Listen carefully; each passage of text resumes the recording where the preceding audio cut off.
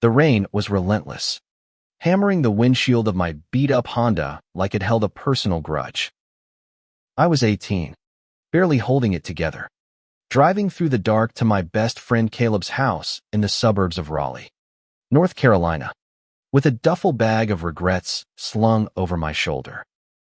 My parents had just kicked me out again after another screaming match about who I was, who I loved, and who they wished I'd be.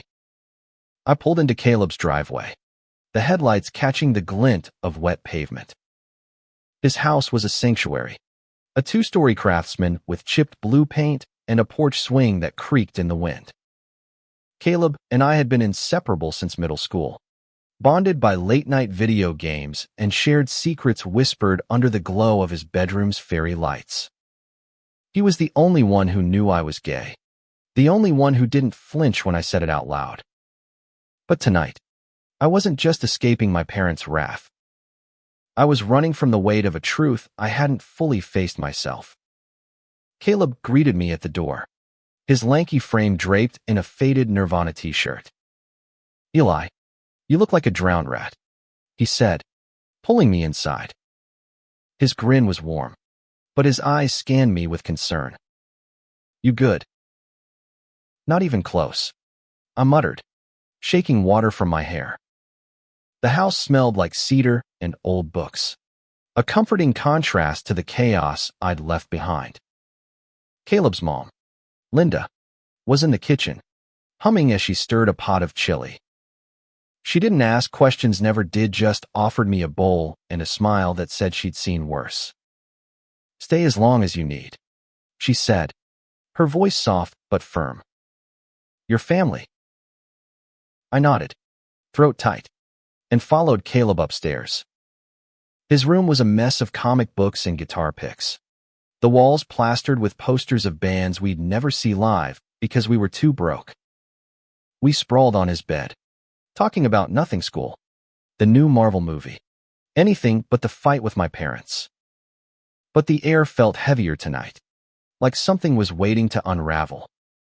Then the door creaked open, and there he was, Caleb's older brother, Noah, 22, broad-shouldered, with blonde hair cropped close and eyes like a storm cloud ready to break. He leaned against the doorframe, arms crossed, wearing a flannel shirt unbuttoned just enough to show a sliver of collarbone. I'd known Noah for years, but he'd always been distant, a quiet shadow who kept to himself. Tonight, though, his gaze lingered on me, sharp and unreadable. "Eli," he said, his voice low, almost a drawl. "Heard you're crashing here." "Yeah," I said, my mouth dry. "Just for a bit." He nodded, but there was something in his expressione, a flicker of intent, like he was sizing me up for reasons I couldn't guess. "Good. We could use some life around here." He smirked, then disappeared down the hall, leaving a strange electricity in the air. Caleb rolled his eyes. "Ignore him. He's been weird since he got back from college." "Weird how?" I asked, trying to sound casual. Caleb shrugged, tossing a pillow at me. "Dunno. Keeps sneaking out at night, coming back at weird hours. Probably just Noah being Noah." But I couldn't shake the feeling that Noah's glance had carried weight, like he knew something I didn't. As I lay on Caleb's floor that night, staring at the ceiling, I heard footsteps in the hall, slow, deliberate. The door to Noah's room clicked shut, and my heart thudded for reasons I couldn't name. The next morning, sunlight streamed through the window, painting Caleb's room in soft gold. We were halfway through breakfast when Noah joined us, sliding into a chair with a mug of black coffee. He didn't say much, but every time I looked up, his eyes were on me, steady, searching. It wasn't just curiosity. It was like he was trying to see through me, to the parts one kept hidden even from myself. "So, Eli," Noah said, breaking the silence. "What's the plan? You gonna keep running from your folks?" I froze, fork halfway to my mouth. Caleb shot Noah a look, But Noah didn't back down. His voice was gentle, but there was an edge to it, like he was testing me. I don't know, I admitted. I just need it out. He nodded, like he understood more than he let on. Fair. But you can't run forever. Trust me. Something in his tone made my skin prickle. Caleb changed the subject, rambling about a school project. But Noah's words stuck with me. What did he mean? Trust him. And why did I feel like he was watching me, waiting for something to break? That afternoon, Caleb had to run to the library for a group project, leaving me alone in the house. I was sprawled on the couch, flipping through one of Caleb's comics, when Noah appeared, leaning against the wall like he'd been there all along. Want to go for a drive? He asked, tossing his keys in the air. I blinked. Sure. Where to? He grinned, a slow, dangerous curve of his lips. Somewhere you've never been. My pulse quickened, but I grabbed my jacket and followed him. Noah's truck was an old Ford, rusted but reliable, with a faint smell of pine air freshener. We drove out of the suburbs, past strip malls and gas stations, until the road opened into fields dotted with wildflowers. He didn't say much, just played soft indie music and glanced at me every so often, like he was waiting for me to speak. Finally, he pulled off onto a dirt road that led to a clearing by a lake. The water was still, reflecting the sky like a mirror. Noah cut the engine and turned to me, his expression unreadable. Eli, he said, his voice low. There's something you need to know. About me. About why I brought you here. My heart stopped. I didn't know what he was about to say, but I knew it would change everything. The lake stretched out before us, a silver sheet under the fading afternoon light. Noah's words hung in the air, heavy with unspoken weight, and I felt my stomach twist. I wanted to ask what he meant, but my voice caught, trapped by the intensity of his gaze. Relax, Eli, Noah said, leaning back against the truck's hood. I'm not going to drop a bomb on you. Not yet. His smile was disarming, but it didn't reach his eyes. He pulled a cigarette from his pocket, lit it, and took a slow drag, the smoke curling into the crisp air. I shifted, my sneakers crunching on the gravel. Then why are we out here? What's this about? He exhaled, staring at the water. You ever feel like you're hiding from yourself? Like there's a piece of you that's screaming to get out, but you keep shoving it down. My breath hitched. He couldn't know. Could he? I'd only told Caleb, and even then, it had taken years to say the words out loud. But Noah's eyes were on me again, sharp and knowing, like he could see the truth written on my skin. I don't know what you're talking about.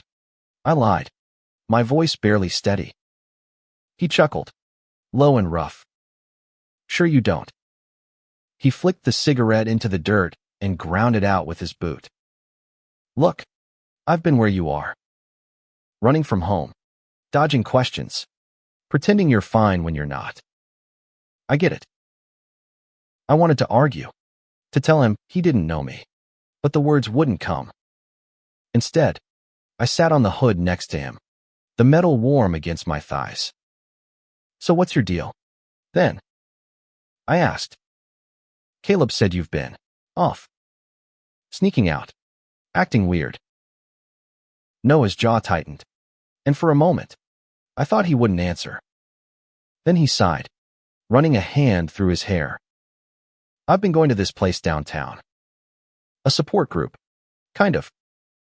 For people like us. Like us. My heart pounded so loud I was sure he could hear it. He turned to me, his expression soft but serious. Yeah, Eli. People who don't fit the mold.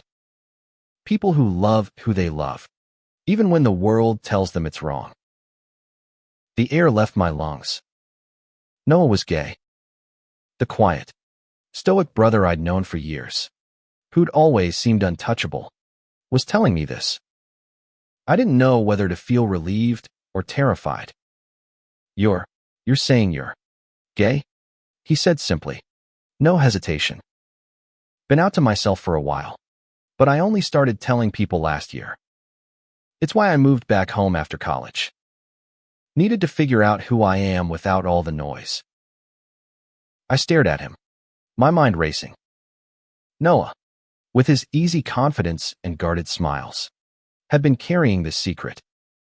And now he was sharing it with me, out here in the middle of nowhere, like it was the most natural thing in the world. Why are you telling me this? I asked, my voice barely above a whisper. Because I see you, Eli, he said. I see how you flinch when your parents call, how you dodge questions about dating. You're scared, and I get it. But you don't have to do this alone. I wanted to deny it, to push back, but the truth was clawing its way out. I told Caleb. I admitted. Last year. He's the only one who knows. Noah nodded, like he'd already guessed. Caleb's a good guy. But he doesn't get it. Not really. I do. The silence between us was heavy, charged with something I couldn't name. I looked at Noah, really looked at him the way his flannel clung to his shoulders, the way his eyes softened when he spoke. For the first time, I let myself notice how my pulse quickened around him, how his presence made the world feel sharper, more alive. So what's this place you go to? I asked, desperate to shift the focus. It's called Haven, he said. A community center for queer kids. They do support groups, open mics, stuff like that. It's safe. I want to take you there. You and Caleb. I blinked. Caleb. He's not gay. I know, Noah said, laughing softly.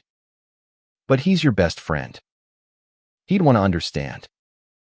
And I think you both need to see what's out there. What's possible? The idea of walking into a place like that openly, unapologetically made my chest tight. But Noah's certainty, his quiet strength, made it feel less impossible. When? I asked.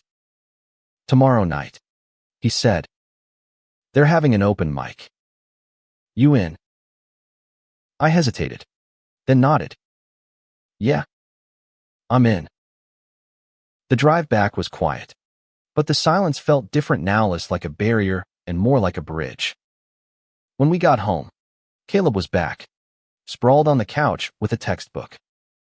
He raised an eyebrow when he saw us together.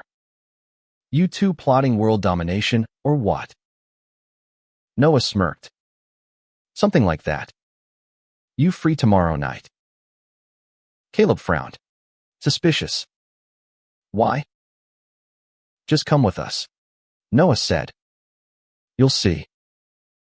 That night, I couldn't sleep. I kept replaying Noah's words, the way he'd looked at me, like he saw every crack in my armor. Part of me wanted to run, to hide from whatever this was. But another part, the part that had been buried for years, was starting to wake up. The next evening, we piled into Noah's truck, Caleb grumbling about missing his favorite show. Haven was in a nondescript building downtown, its windows covered with rainbow decals that glowed under the streetlights. Inside, the air was warm, filled with laughter and the strum of a guitar. People of all ages milled around, some holding hands, others chatting over coffee. I felt exposed, like everyone could see the truth I'd tried to hide. Noah led us to a circle of chairs where a group was sharing stories. A girl with pink hair talked about coming out to her parents. A guy in his 30s described finding love after years of denial. Each story chipped away at the fear in my chest, replacing it with something fragile but hopeful. Then Noah stood up. I'm Noah, he said, his voice steady. And I brought someone tonight who's just starting to figure things out. I'm here to show him he's not alone. He looked at me, and the room seemed to fade. My throat tightened, but I managed a small nod. Caleb squeezed my shoulder, his way of saying he was there, no matter what. As the night went on, I felt something shift inside me, a spark of courage, a whisper of possibility. But I couldn't shake the feeling that Noah's plan was bigger than this, that he was leading me somewhere I wasn't ready to go. The hum of Haven lingered in my bones as we left, the night air sharp against my skin. Noah's truck rumbled through Raleigh's quiet streets, and I sat in the passenger seat, my mind a tangle of emotions. Caleb was in the back, uncharacteristically quiet, his usual chatter replaced by a thoughtful silence. That was intense, Caleb finally said, leaning forward. I didn't know places like that existed. You okay, Eli? I nodded, but my thoughts were on Noah, on the way he'd spoken at Haven, his voice steady and sure, like he'd found a piece of himself I was still searching for. Yeah, I said. It was a lot. Noah glanced at me, his eyes catching the glow of a streetlight. You did good just showing up, he said. First step's always the hardest. I wanted to ask him how he'd gotten so brave, how he'd learned to stand in a room full of strangers and claim his truth without flinching. But the words stayed locked in my throat, buried under years of fear. Back at the house, Caleb crashed early, muttering about a history test. I stayed up, restless, pacing the living room. Noah was in the kitchen, washing dishes, his sleeves rolled up to his elbows. The sight of him casual, unguarded made my chest ache in a way I wasn't ready to name. Couldn't sleep? He asked, drying his hands on a towel. Nah, I said, leaning against the counter. Too much in my head. He nodded, like he knew exactly what I meant. Want to talk about it? I hesitated. Talking meant opening doors I'd kept bolted shut. But Noah's presence, steady and warm, made me want to try. At Haven, those people, they were so open. Like they weren't afraid of anything. I don't know how to be like that. Noah set the towel down and leaned closer, his voice low. You don't have to be like them, Eli. You just have to be you. The rest comes with time. His words were simple, but they hit like a punch. I looked at him, really looked, and saw something new in his Aisa quiet intensity, like he was holding back something he wasn't ready to say. Why do you care so much? I asked. About me, I mean. He didn't answer right away. Instead, he grabbed 2 beers from the fridge and handed me one. Come on, he said, nodding toward the back porch. Let's get some air. The porch was small, just a wooden deck with a rickety railing and a view of the backyard's overgrown grass. We sat on the steps, the night alive with crickets and the distant hum of traffic. Noah took a sip of his beer, then set it down, his fingers tracing the bottle's edge. I care because I've been you, he said finally. Scared, alone, thinking the world's gonna hate you for who you are. When I was your age, I thought I'd never get out from under that weight. But I did. And I see you carrying it now. His honesty disarmed me. I took a swig of my beer, the bitter taste grounding me. My parents, they think it's a choice. A sin. They keep saying if I just tried harder, I could be normal. Noah's jaw clenched, and for a moment, I thought he might be angry. But when he spoke, his voice was soft. They're wrong, Eli. You're not broken. You're not something to be fixed. And anyone who tells you otherwise doesn't deserve you. My eyes burned, and I looked away, focusing on the fireflies blinking in the yard. I wanted to believe him, but years of shame don't vanish in a single conversation. Still, sitting there with Noah, I felt a crack in the walls I'd built around myself. He nudged my shoulder, his touch light but deliberate. You're stronger than you think. You showed up at Haven tonight. That's not nothing. I laughed, a shaky sound. Felt like I was going to pass out the whole time. But you didn't, he said, grinning. That's the point. The moment stretched, warm and fragile, until Noah's phone buzzed. He glanced at it, his expression shifting something guarded, almost secretive. I gotta handle something, he said, standing. You get out here. Yeah, I said, though I wasn't sure I was. He disappeared inside, leaving me with the crickets and the weight of his words. The next day, Caleb dragged me to the mall to kill time before his shift at the record store. We wandered through the food court, splitting a basket of fries, but my mind was elsewhere. Noah's intensity, his cryptic phone call, the way he'd looked at me on the porch, it all swirled in my head, refusing to settle. Dude, you're spacing out, Caleb said, tossing a fry at me. What's up? You and Noah seemed cozy last night. I froze, my face heating. Cozy? We were just talking. Uh-huh, Caleb said, smirking. Look, I know my brother's got this whole mysterious vibe going on, but he's not as smooth as he thinks. He's been asking about you. You know. My heart skipped. Asking what? Caleb shrugged. Just stuff. How you're doing. What's going on with your parents? He's worried about you. I didn't know what to make of that. Noah. Worried. The thought sent a strange warmth through me, but it was tangled with unease. What was his plan? Why was he so invested?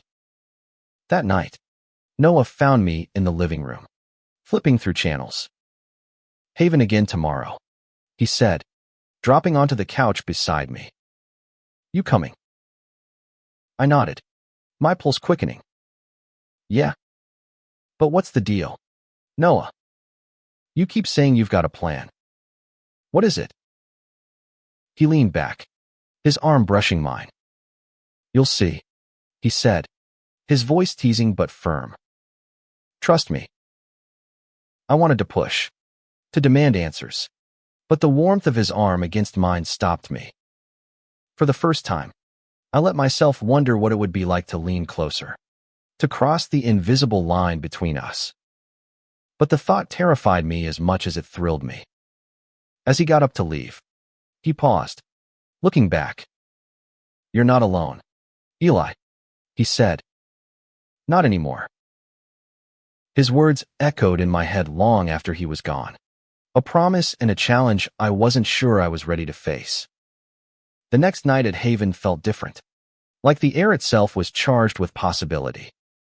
The room was packed, fairy lights strung across the ceiling casting a warm glow over faces I was starting to recognize.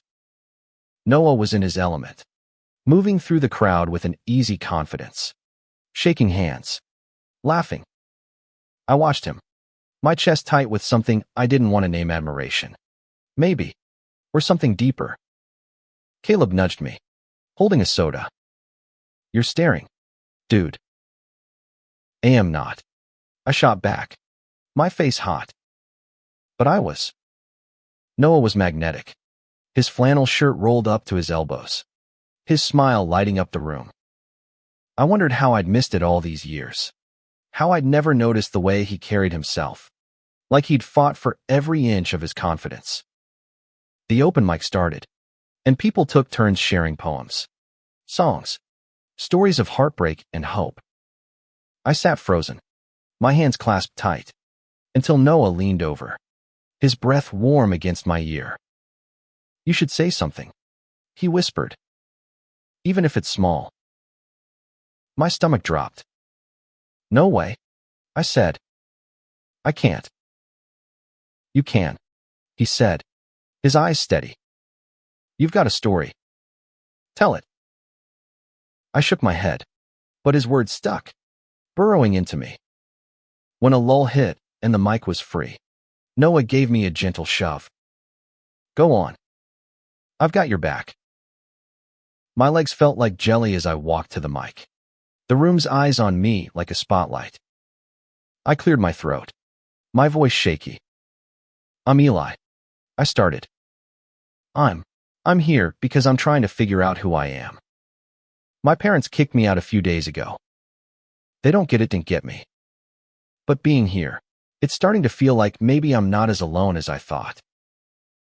The words poured out, raw and unpolished, but the room didn't judge.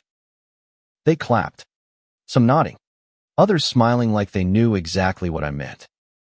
When I sat down, Noah's hand brushed my shoulder, a quiet, "I'm proud of you" in his touch.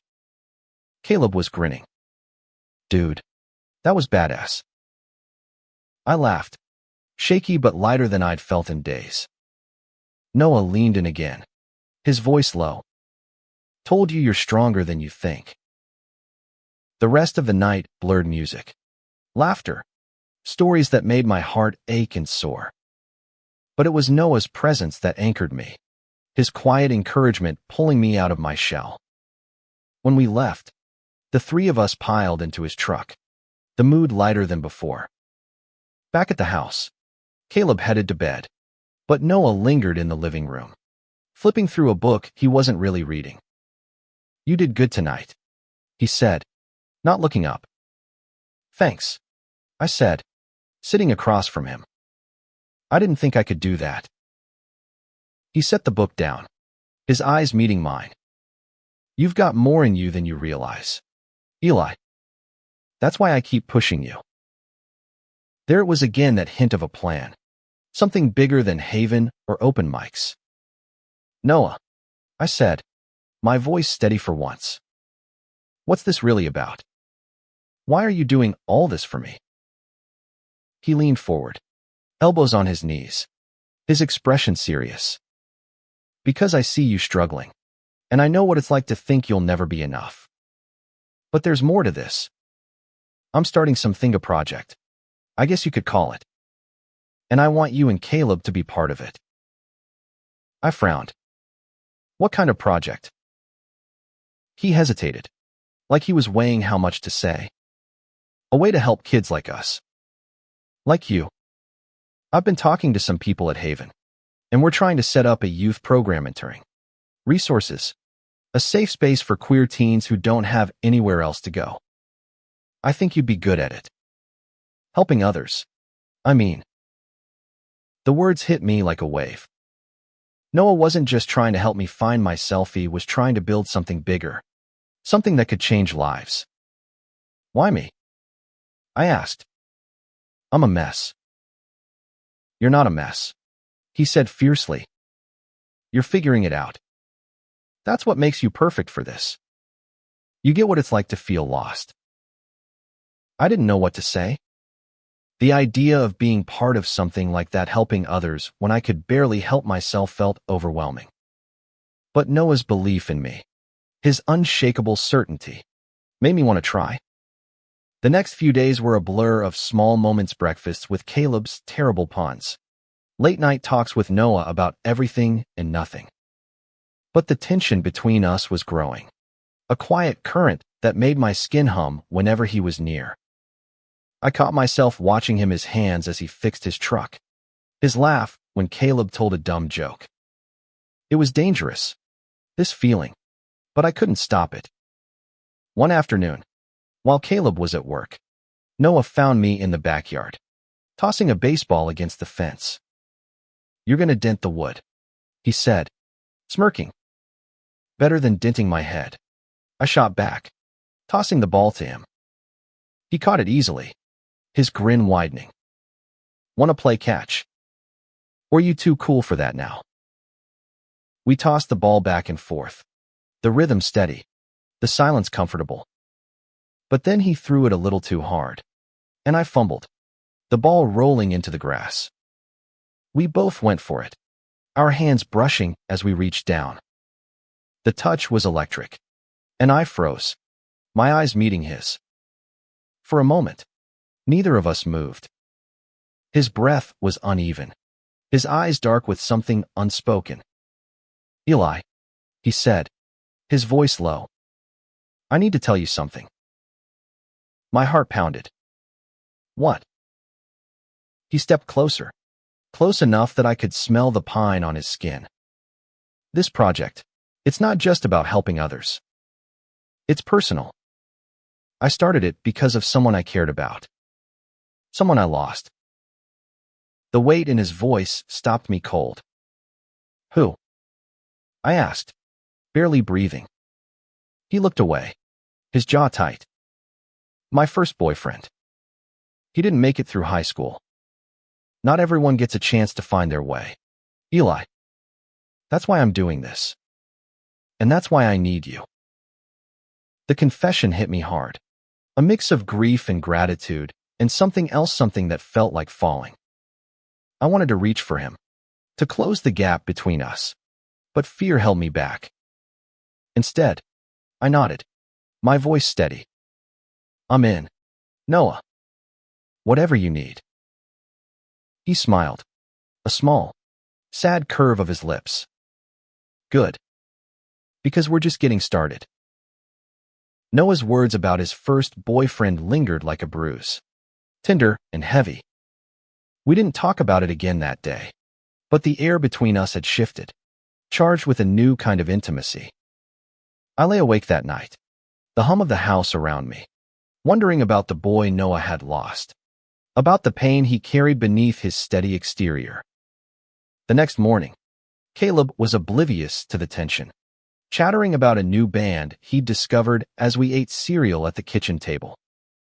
Noah was quieter than usual, sipping his coffee, his eyes flicking to me every so often. I wanted to ask him more about his past, his project, the way he made my heart race, but I didn't know where to start. "Yo, Eli," Caleb said, snapping me out of my thoughts. "You coming to my shift today? I could use the company." I glanced at Noah, who raised an eyebrow, a faint smirk playing on his lips. "Sure," I said. Beats sitting around. The record store where Caleb worked was a cramped, cozy spot downtown, shelves overflowing with vinyl and posters of bands from the 80s. I wandered the aisles while Caleb sorted inventory, the smell of dust and old records grounding me. But my mind kept drifting to Noah, to the way he'd stood so close yesterday, his voice raw with grief. Halfway through Caleb's shift, Noah showed up, leaning against the counter with a paper bag in hand. "Brought lunch," he said, tossing it to Caleb. "Figured you'd forget to eat."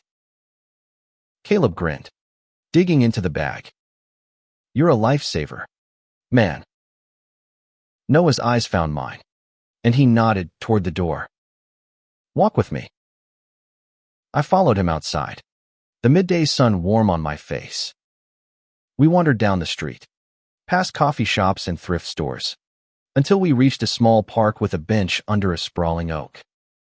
Noah sat, stretching his legs out, and I joined him, my nerves buzzing. "I didn't mean to dump all that on you yesterday," he said, staring at the grass. "About him." "You didn't dump," I said. "I'm glad you told me. I don't know how to help." He looked at me, his eyes softer than I'd ever seen. "You're helping just by being here. By showing up at Haven. By listening. It's more than you know." I swallowed, my throat tight. What was his name? Noah's jaw tightened, but he answered. "Lucas." He was bright, funny, but he didn't have anyone to lean on when things got bad. His family was like yours, didn't accept him. He took it too far one night, and he didn't come back. The words were a punch to the gut. I thought of my own parents, their cold words, their refusal to see me. "I'm sorry," I said, my voice barely audible. Noah shrugged, but his eyes were distant. "It's why I started going to Haven. Why I want to build this program. So kids like Lucas you have a place to go. I nodded, the weight of his mission settling over me. I want to help, I said. Really help. Not just show up. He smiled. A real one this time. I was hoping you'd say that. There's a meeting tomorrow with some folks from Haven. We're hashing out details for the youth program. Come with me. I agreed, my heart pounding with a mix of fear and purpose. The rest of the day passed in a blur. Caleb's shift ending with us grabbing burgers at a diner. But Noah's words stayed with me. A reminder that this wasn't just about me anymore. The meeting at Haven was small. Just a handful of people around a table cluttered with coffee cups and notebooks. Noah took charge, outlining his Visiona mentorship program for queer teens, with workshops, counseling, and a safe space to be themselves. I listened, scribbling notes, feeling out of my depth but determined to contribute. One of the organizers, a woman named Mara with a warm smile, turned to me. Eli, Noah says you've got a story to share. Want to tell us what brought you here? I froze, my pen hovering over the page. Noah's hand brushed mine under the table, a silent encouragement. I took a breath and started talking about my parents, my fear, the way Haven had started to feel like a lifeline. The words came easier this time, and when I finished, Mara nodded, her eyes kind. You're exactly who we need, she said. Someone who's been through it. You'll connect with these kids. I glanced at Noah, who was watching me with quiet pride. For the first time, I felt like I could be part of something bigger than my own mess. That night, back at the house, Noah found me on the porch again. The air was cooler now, the stars sharp above us. You were great today, he said, sitting beside me. I knew you had it in you. I laughed, nervous. I was terrified. But you did it, he said, his voice warm. That's what matters. We sat in silence, the space between us electric. I could feel the pull of him, the way his presence made everything else fade. I wanted to say something, to ask what this was between us, but fear kept me quiet. Then Noah turned to me, his eyes searching. Eli, there's something else I need to tell you. About why I brought you into this. My heart stopped. What? He leaned closer, his voice low. It's not just about the program. It's about you. I've been watching you for a while. Not in a creepy way, he added quickly, laughing. But I see you. And I like what I see. The world tilted. Noah steady, confident Noah was saying this. To me. I opened my mouth, but no words came. Instead, I felt my hand move, brushing against his. He didn't pull away. Instead, he laced his fingers with mine, his touch warm and sure. Eli, he said, his voice barely a whisper. I don't want to push you.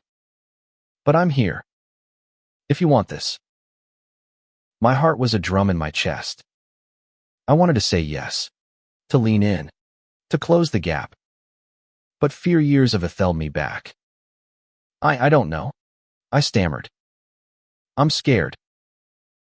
He nodded, his thumb brushing over my knuckles. I know. Take your time. I'm not going anywhere. He squeezed my hand once, then let go, standing to head inside. I stayed on the porch, my skin buzzing, my mind racing with the possibility of something I'd never dared to hope for. Noah's confession left me reeling, like I'd been handed something fragile and precious I didn't know how to hold. I spent the next day in a fog, replaying his words, his touch, the way his eyes had held mine. Caleb noticed my distraction, tossing a pillow at me during a lazy afternoon on the couch. Earth to Eli, he said. You gonna tell me what's up? Or do I have to guess? Nothing's up. I lied, dodging his gaze. But Caleb wasn't dumb. He'd seen me and Noah together. The way the air shifted when we were in the same room. He didn't push, though. Just gave me a look that said he'd wait. That evening, Noah had another meeting at Haven, and I tagged along. My nerves a tangled mess. The group was bigger this time, with new faces, teens like me, some younger, all carrying their own stories. Noah led the discussion, his passion for the youth program infectious. He talked about safe spaces, about giving kids a place to belong, and I found myself hanging on every word, not just because of the project, but because of him. After the meeting, a kid named Jamie approached me. He was maybe 16, with a mop of curly hair and eyes that darted nervously. "You're Eli, right?" he said. "Noah said you get it. Like, what it's like to have parents who don't accept you." I nodded, my throat tight. "Yeah. It's rough." He looked down, kicking at the floor. "My dad threw me out last month.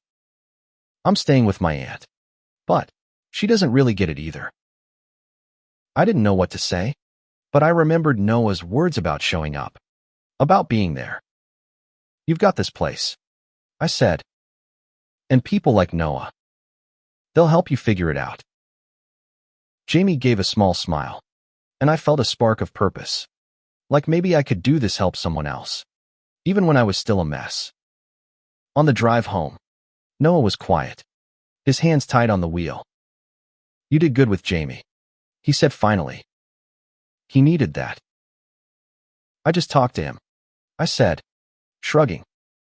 "You're the one doing all this." He glanced at me, his expression soft. "You're doing it too, Eli. You're showing up. That's everything." His words warmed me, but they also stirred the fear that had been simmering since last night. Noah had laid his feelings bare, and I hadn't given him an answer. I wanted to, but the weight of my past, off my parents' rejection, of years spent hiding, kept me silent. Back at the house, Caleb was out with friends, leaving me and Noah alone. We ended up in the backyard, sitting on the grass, the night cool and quiet. Noah stretched out, his hands behind his head, staring at the stars. "You ever think about what you want, Eli?" he asked. "Not what your parents want, not what anyone else expects. Just you."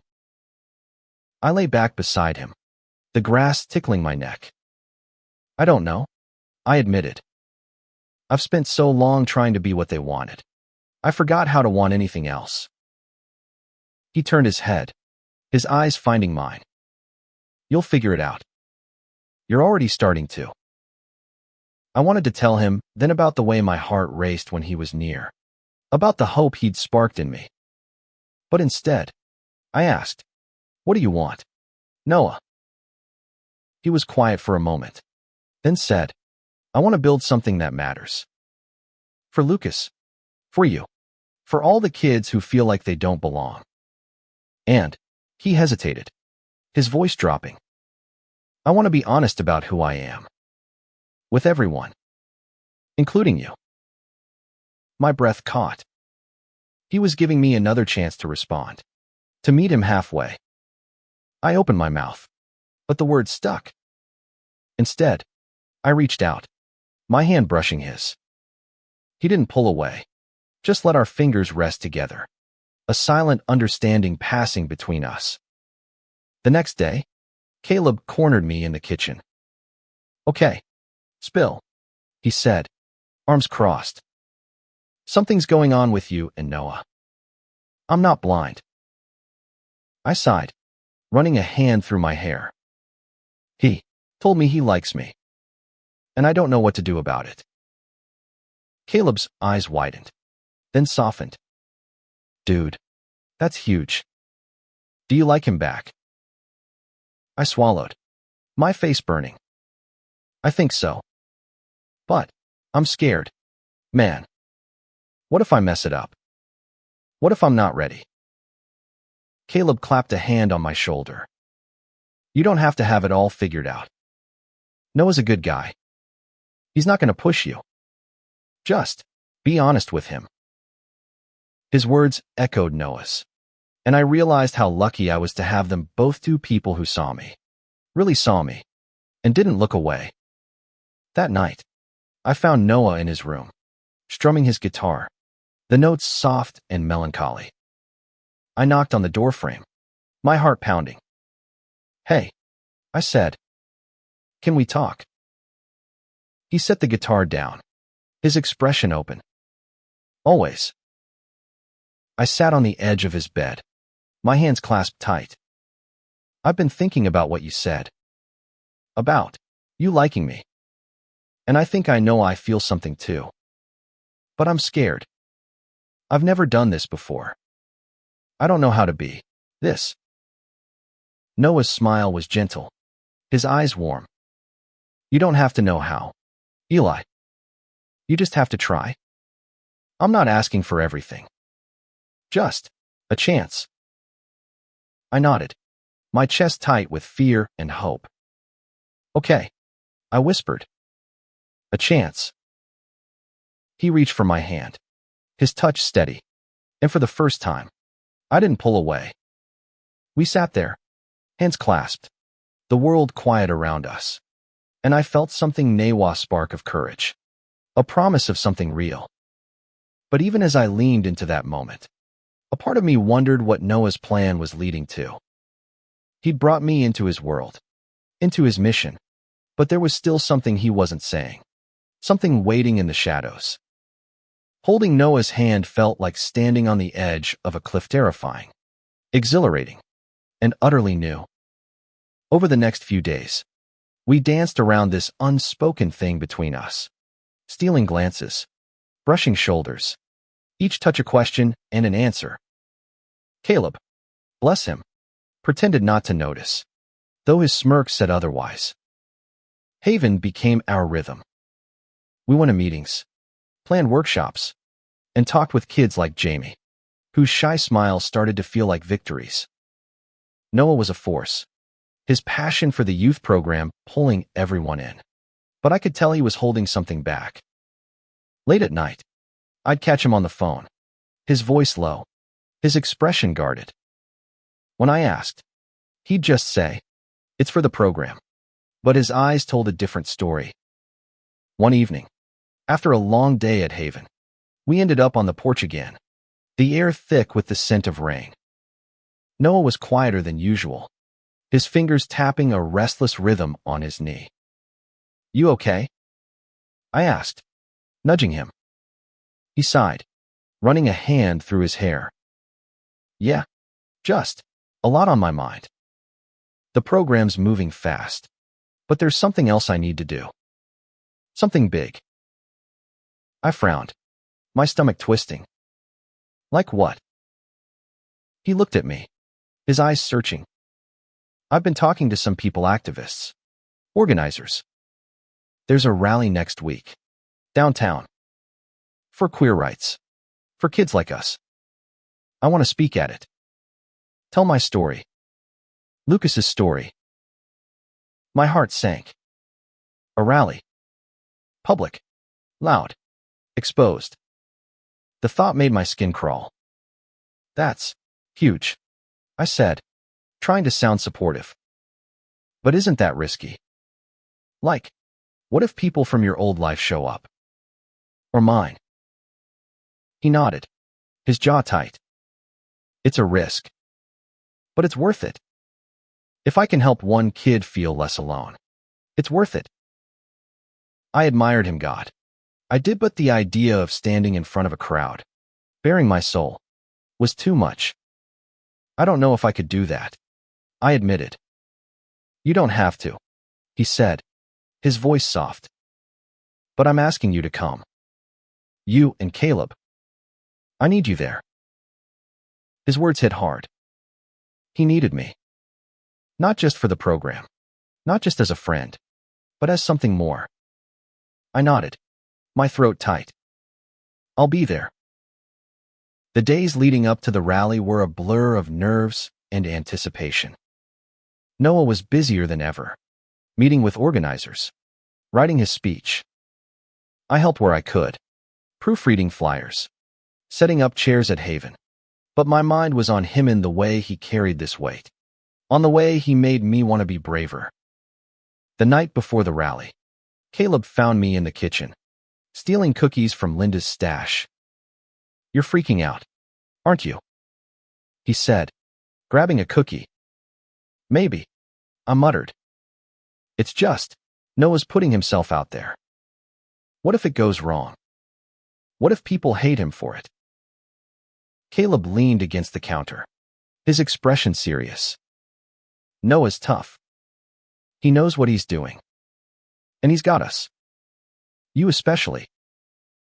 I blushed, shoving a cookie in my mouth to avoid answering. But Caleb wasn't done. "Look, I know you're into him.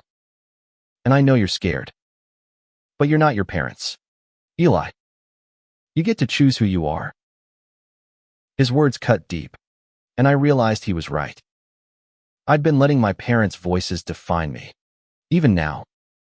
But with Noah, with Haven, I was starting to see another way. The morning of the rally, Raleigh was alive with energy. The downtown square was packed rainbow flags, signs with slogans like "Love is love" and "Protect queer youth." Noah was backstage, pacing, his speech crumpled in his hand. I found him there, my heart pounding. "You ready?" I asked, my voice shaky. He laughed, nervous. "Not even close. But I'm doing it anyway." I reached for his hand, squeezing it. "You've got this. And I've got you." His eyes softened, and for a moment, I thought he might kiss me. But then the organizer called his name, and he was gone, stepping onto the stage. Noah's speech was raw, powerful. He talked about Lucas, about the pain of losing him, about the need for safe spaces. He spoke of Haven, of the kids we were trying to help, of the world we wanted to build. The crowd cheered, and I felt a swell of pride, mixed with fear. My parents could be out there, watching, judging. But for the first time, I didn't care. When Noah stepped off the stage, I was there, pulling him into a hug. "You were incredible," I said, my voice muffled against his shoulder. He held me tight, his breath uneven. "Thanks for being here," he whispered. "It means everything." Caleb joined us, clapping Noah on the back. "Dude, you killed it.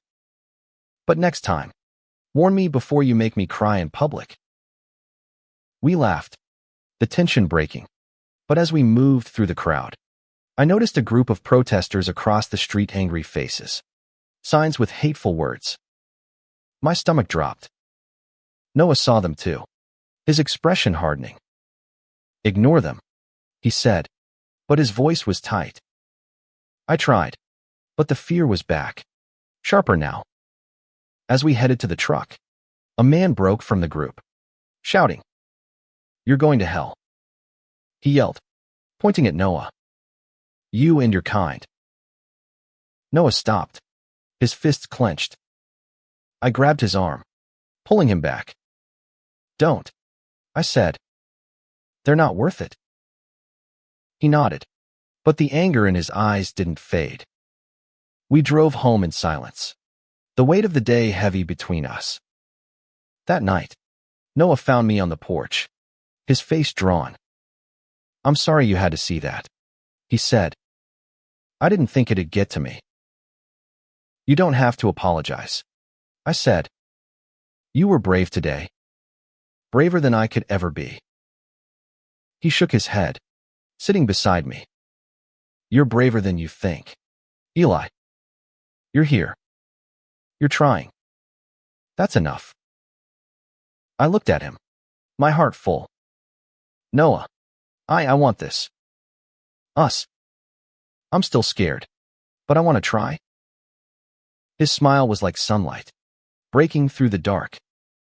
He leaned in, slow, giving me time to pull away. I didn't.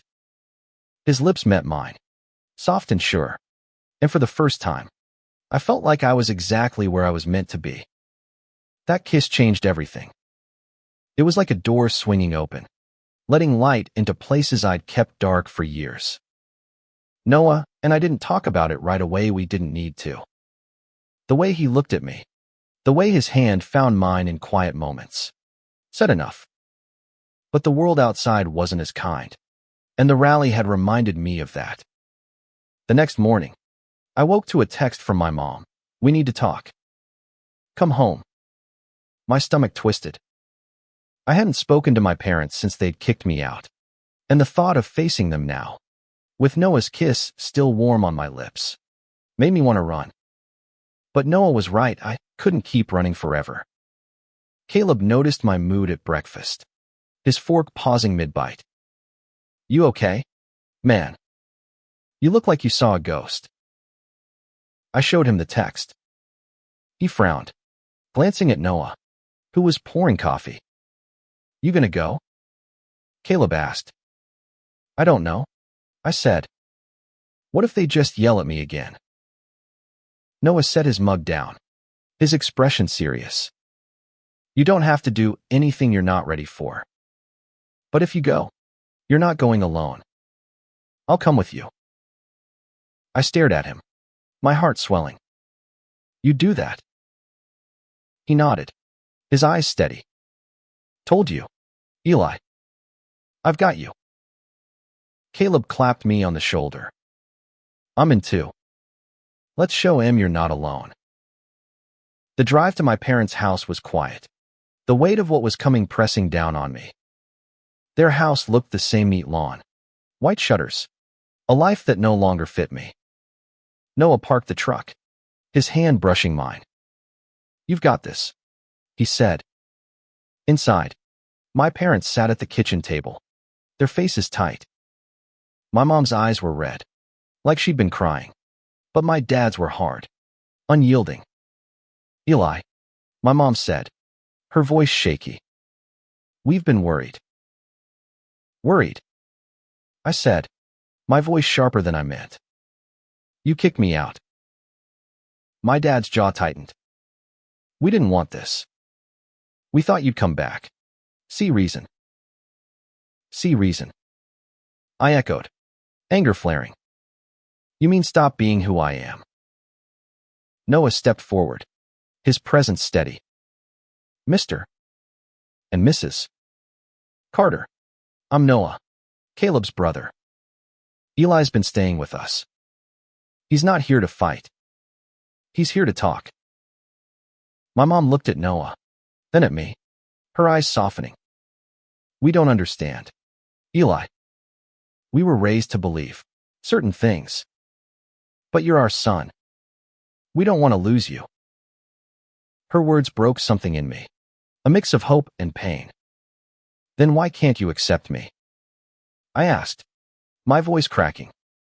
"I'm still me. I'm just honest now." My dad was silent, his hands clasped tight.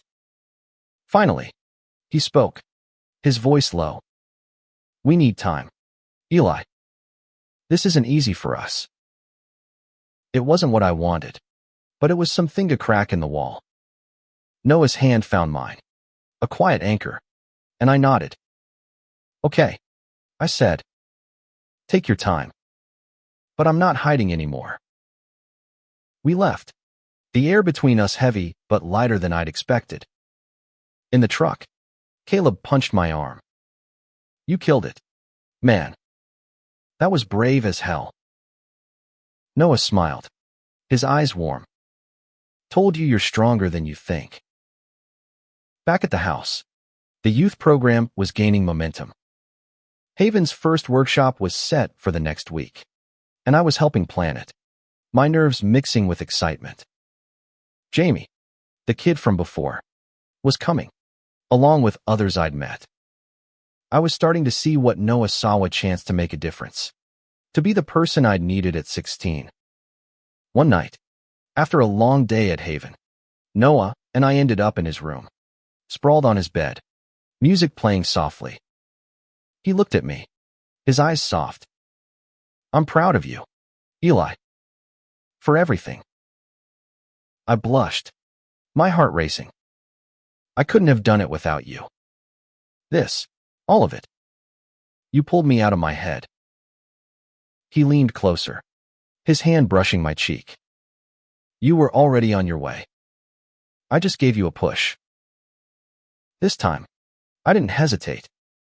I kissed him, slow and sure, pouring everything I felt into it: fear, hope, love. He kissed me back, his hand steady on my waist. And for the first time, I felt whole. The workshop was a success, filled with laughter, tears, and stories. I watched Jamie open up, saw other kids find their voices, and felt Noah's hand in mine, grounding me. But there was one last piece of Noah's plan I hadn't seen coming. After the workshop, he pulled me aside, his expression nervous.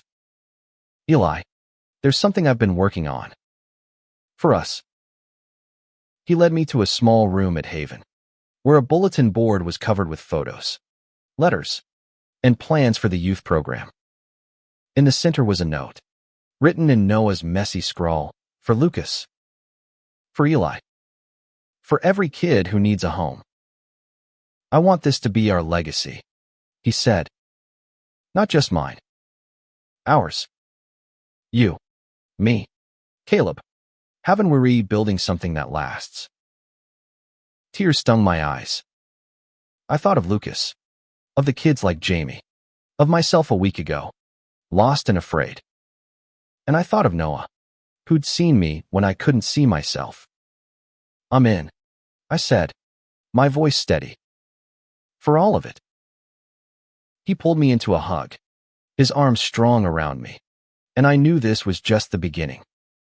We'd face more hate, more fear, but we'd face it together. And for the first time, I believed I was enough not just for Noah, but for myself. As we stood there, the future stretched out before us, full of challenges and hope. Noah's secret plan had been about more than me. More than use it was about building a world where no one had to hide. And I was ready to be part of it, one brave step at a time.